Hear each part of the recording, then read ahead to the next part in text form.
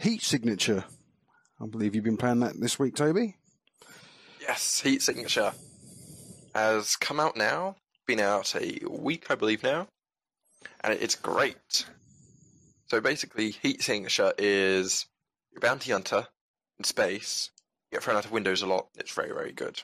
I've been thrown out of some windows, but I've recently discovered the joy of firing yourself out of windows. Yes, and holes in ships as well, because you can shoot these explosive canisters that they obviously have in vulnerable locations around the ship.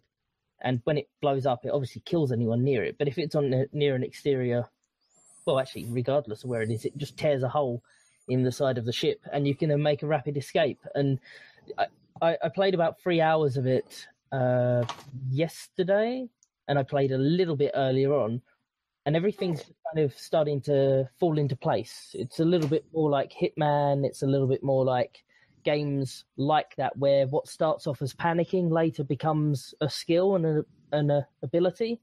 Yeah, you start learning the movements to replicate. And you find because it's very much like, once again, Hitman, in that it's a game of gadgets, and a bit like Dishonored as well. It's a game of gadgets rather than a game of unlockable skills. So you kind of start finding out, oh yeah, I can actually use these teleporters. Oh yeah, this hacking and this shutting down thing is actually quite useful. So all of the easy ships now I can do without breaking a sweat.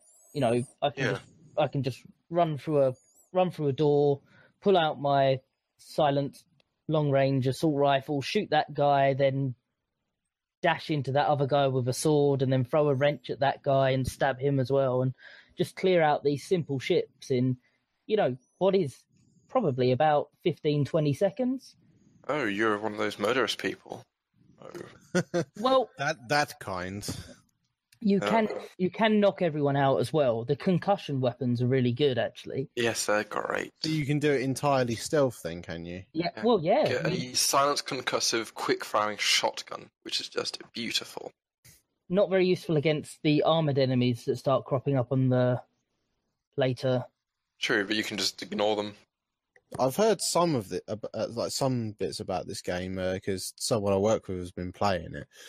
And I asked them to try and describe it to me. And they asked me, do I like Hotline Miami? And I said, yes. And they said, well, it's sort of like that. And would you agree on that? Terry made that comparison while we were getting very excited about it before it came out. Right, so certain parts of it aren't they? Like the on the ship parts play very similarly to Hotline Miami. It looks like it, but it's less of the memorizing the bottom movements, and you don't replicate yourself over and over. Remember, like, do this, and this, but it's the top-down, quick-firing shooter. Yeah. So it's very much the same sort of gameplay style, but like wildly different in terms of content, I guess. The pace is different and the structure is different because every ship that you get on, the enemies are in different locations. Right. Whereas in Hotline Miami, each level that you go to is a set layout. Yeah. And there are going to be enemies either on this route or that route. There's a little bit of variety, but whereas in this, you have to stop, kind of analyze, look what you're going to do. And as well as that, there's a kind of technical level to it where you need to get key cards or hack doors, and you can hack turrets and turn them against the enemies. And if you sneak up on people, then you don't have to worry about certain things. And it's pretty cool. And like I said about the pace, if you have a melee weapon, for instance, and you go into the kind of aiming mode, time halves in speed. So you can slowly approach a corner. As you get to the corner, a little icon appears on the person showing that you've locked onto them, and then you can release. There's less ambiguity in your swings and your swipes. You can also pause the game at any point in time, perform an action, and that will unpause the game. You can also aim while paused. Yeah, so you could pause the game, click grenade launcher, and then click exactly. No. It just does it, and then you can then pause the second it happens again and do another one. Right, so you can sort of like tactfully work your way through the enemies without having to like sort of bodge it on the way through. Like you get Yeah. one, and then another one comes at you, and then you have to sort of think or possibly get killed yourself, I guess. And you If can you pause want. and take Yeah. your time to do it without sort of harming yourself or getting through a room in the best possible manner. Then Yeah, or you can just wing it. I mean, wing it. I mean, and when you add in some of the technology, like there's 4 different types of teleporters. There's one that teleports you for about 2 seconds and teleports you back. There's one that teleports you where you're looking, one that teleports you to a place within range as long as there's nothing blocking the way. There's one that swaps you out with somebody else. So if there's a group of 4 enemies standing somewhere, you might teleport yourself or swap places with one of them. So you're now standing with these 3 people, hit pause, shoot the guy next to you, smash the other one in the face with your massive hammer, and then hit pause again and shoot the other guy, and then go off and find the very confused person that you swapped place with and finish him off. And The concussive hammer is great. It's such a good weapon. And your character, he or she dashes, or they just dashes so far as well. But when it works, much like Hotline Miami, you get this amazing feeling of success. But similar to Hotline Miami, I suppose, you still can only make one mistake. The difference is you can still recover a mission. Like, I stuffed up a mission earlier on. I got knocked out by a guy who had a shotgun. He took me to a window, and as Toby mentioned earlier, he vented me into space, at which point I took command of my little pod ship, flew over me, picked me back up, and then flew back to the ship, docked again, and went in and showed that guy what for and commandeered the ship. So can you remotely pilot your pod then to meet you at like a different exit and then make your way to that? Oh, that sounds pretty cool, actually. In the short time we've been talking about it, I've already installed it. So, because it sounds quite good. I shall play that at some point tomorrow, I guess. See what I find. It's very good. It sometimes you do need to just take a couple of easier missions just to get some money up to buy some equipment that you're used to using, and then start tinkering with other equipment another time. There was a point where I went through about 3 or 4 people in quick succession, which I wasn't very happy about, but I was fine after that, and I've now liberated. Oh yeah, that's another thing. But yeah, I've now liberated probably about 15 or 16 of the stations in the galaxy, and I'm just about to shut out one of the 4 factions in the game actually and overthrow them. And then have you retired anyone yet? I retired one person. What you get to do is you get to name one of your items, and it goes out onto the Internet of Things, and people can find it. So a friend could find it in a chest or something. Yeah, so I named, I think there was a concussion shot. No, it was a concussion pistol that was silenced and rapid fire. So I gave it the name of my character and something alliterative to go with it. So I just that'll my be wrench. for someone. Yeah, well, yeah, wrench as well. It's that level of things. Like if you play as one of your characters and they get captured, you can later go and rescue them just naturally as a mission, and then get access to them again. Yeah. So some of your people can come back. I tried that earlier.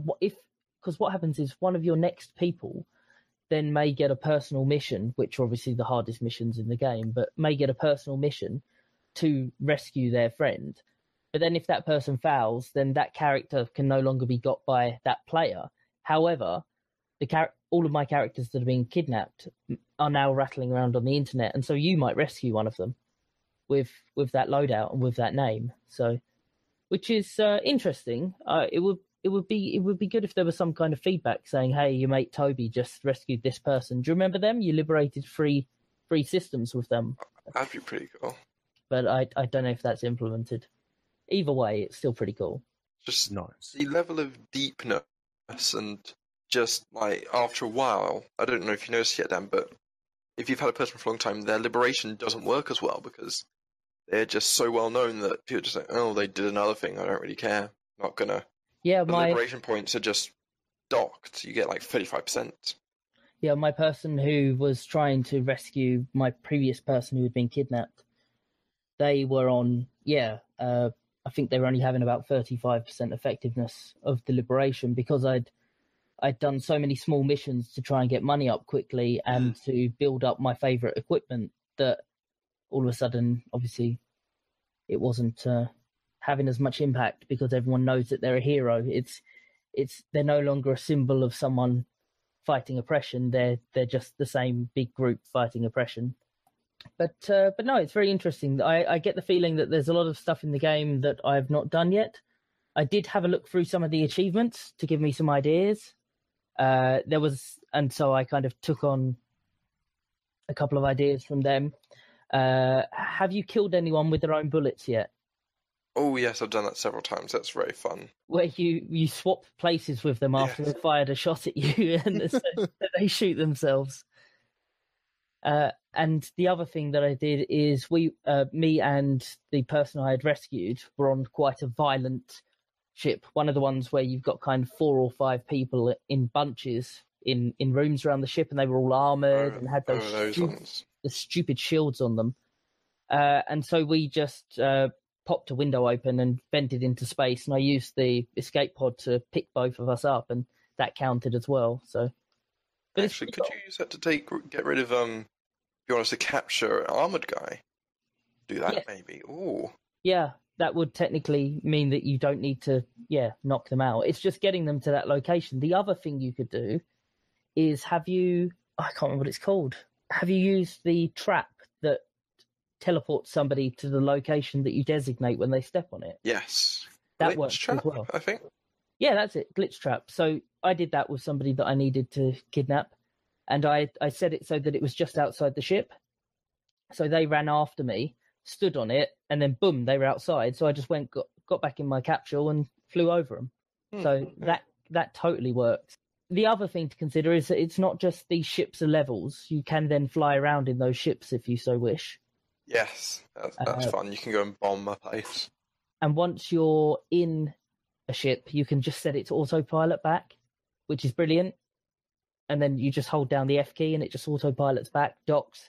Everything you haven't picked up is there, and then you're away. I watched the video for it whilst you were talking about it, and it opens immediately with the throwing someone out of a window. But what if it was in space?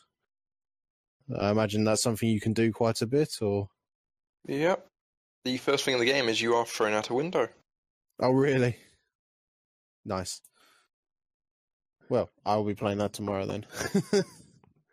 Tom France, if you want to hit us up, got one sale for you. Certainly sounds like a very interesting game, though. I'll have to check it out as well, I think.